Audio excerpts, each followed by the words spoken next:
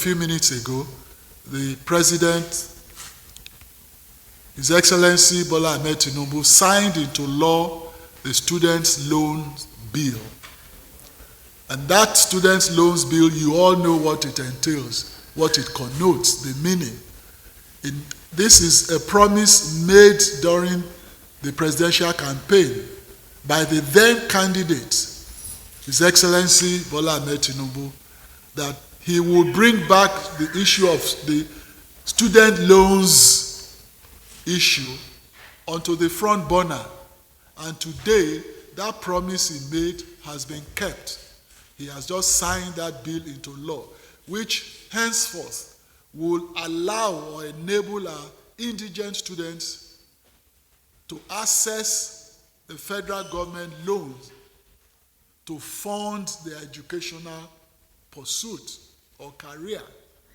And this is how it's done in other developed climes, other developed societies all over the world. So this is a boom to our youths, to our students nationwide. Of course, there are prescribed qualification parameters, and that is the proof of indigenship of whoever is to be a beneficiary. And other prescribed parameters will be there. Of course, there are committees to be set up, the members of committee drawn from various bodies to superintend over the efficient and proficient disbursement of this facility.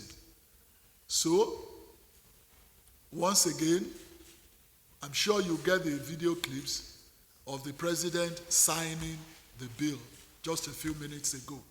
So thank you very much. If you have any questions, we're ready. I join Dele Alake in welcoming the members of the press and to say that today what the president has done goes beyond the symbolism. It's a demonstration of intent in terms of how he wants to handle education as he progresses in his presidency. Like somebody asked recently about procedures. Once the bill has been signed, that is the most important thing. A bill tells you what should be done. The how of it will be done is what we are going to put together. And the good luck is that we have experience already in this area. We already have a federal scholarship board scheme running. But the difference this bill makes is that it's going to be a loans board so that people that don't even have, for whatever reason, don't qualify could be able to apply for a loan. And I'm very sure the country has learned from recovery rates of loans. And the experience we had will be able to guide how this Students' Loans Board will work. I want to congratulate the president and most importantly, congratulate us Nigerians, because what we have now is that nobody should say money did not allow him to go to school. That opportunity will be there, it will be inclusive, and it will be equitable. In terms of amount, well, first and foremost, like I said, an act tells you what to do.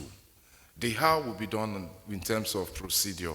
For now, we don't have amount for loans because we've not been given loans. What we have now is grants, which are scholarships, and we already have amounts for those. We have a national scholarship award for which we give every beneficiary $250,000 a year.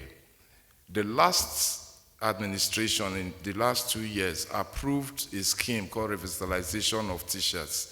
And in that scheme is to provide 100,000 naira for every student studying education in colleges of education and 150,000 to students studying education in universities. Unfortunately, there are no adequate budgetary provisions to pay everybody. So for the past 2 years, we've succeeded in paying final year students. And with this loans board, it's going to be a lot easier. And like you know, a loan can only have a cap. That if you are looking for a loan for first degree, you can't get more than this because we have to think of repayment in terms of your ability to repay and the number of years it will take you to repay. It's not going to be, so to say, use bankers' language, it will be an interest-free loan. It's not a loan that you say you pay any interest on. No. Yes, there is an amount, not in terms of the naira and kobo, but in terms of percentage of revenue of the federation. Yeah, and that is also in the bill. Don't forget that it's not that the loan is to control the schools. No, the loan is to assist indigent students. So, and don't forget there are also private universities. It's not just public institutions. So whoever is in private, you cannot discriminate. So they are also entitled. But you cannot control the administration of that private institution in terms of how it, charges or not charge.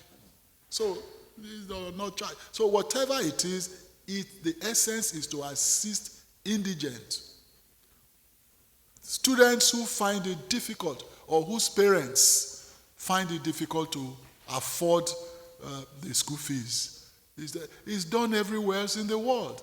And there's always a repay. Even when we were in school, in college in this country, there was student loans.